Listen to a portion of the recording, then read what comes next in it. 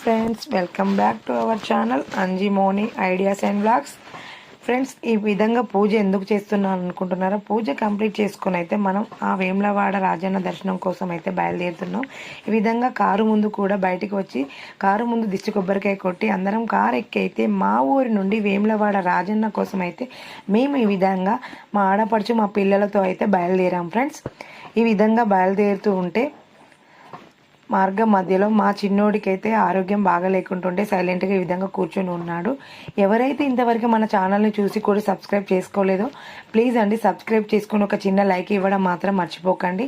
మీరు సబ్స్క్రైబ్ చేసుకోవడం వల్ల మరెన్నో మంచి మంచి వీడియోలు మీకు ఎప్పటికప్పుడే అందుతూనే ఉంటాయి.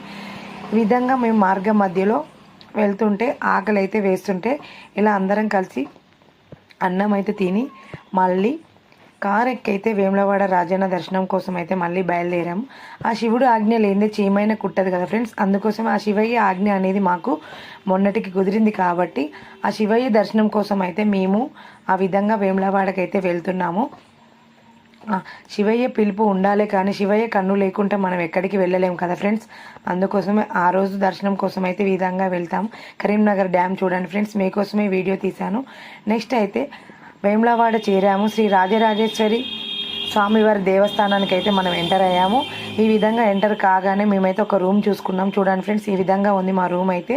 ఈ రూమ్ చూసుకోగానే పిల్లలందరూ 10 మినిట్స్ అయితే రెస్ట్ తీసుకున్నారు. జర్నీ చేసి వచ్చి అలసిపోయారు కదా, 10 మినిట్స్ రెస్ట్ తీసుకొని మళ్ళీ అందరం స్నానాలు కంప్లీట్ చేసుకొని ఈ విధంగా రాజన్న దర్శనం కోసం అయితే మేము బయలుదేరుతున్నాము. బయటికి వస్తుంటే ఈ విధంగా పిల్లలకైతే మేము రాజన్న బొట్లు అయితే మధ్యలో కామా దగ్గర పెట్టించి గుడిలోకి అయితే ఈ విధంగా ఎంటర్ అవ్వకుండా వెళ్తున్నాం. ఫ్రెండ్స్, దర్శనం కంప్లీట్ కాగానే మేము ఈ విధంగా లోపల ఒక అతని దగ్గర కొబ్బరికాయలు తీసుకొని మళ్ళీ నెక్స్ట్ పక్కన గాయత్రి అమ్మవారి దేవి దర్శనం కోసం అయితే మేము వెళ్ళాము. చూడండి, గాయత్రి అమ్మవారిని దేవి దర్శనం చేసుకొని మేము మళ్ళీ చుట్టూ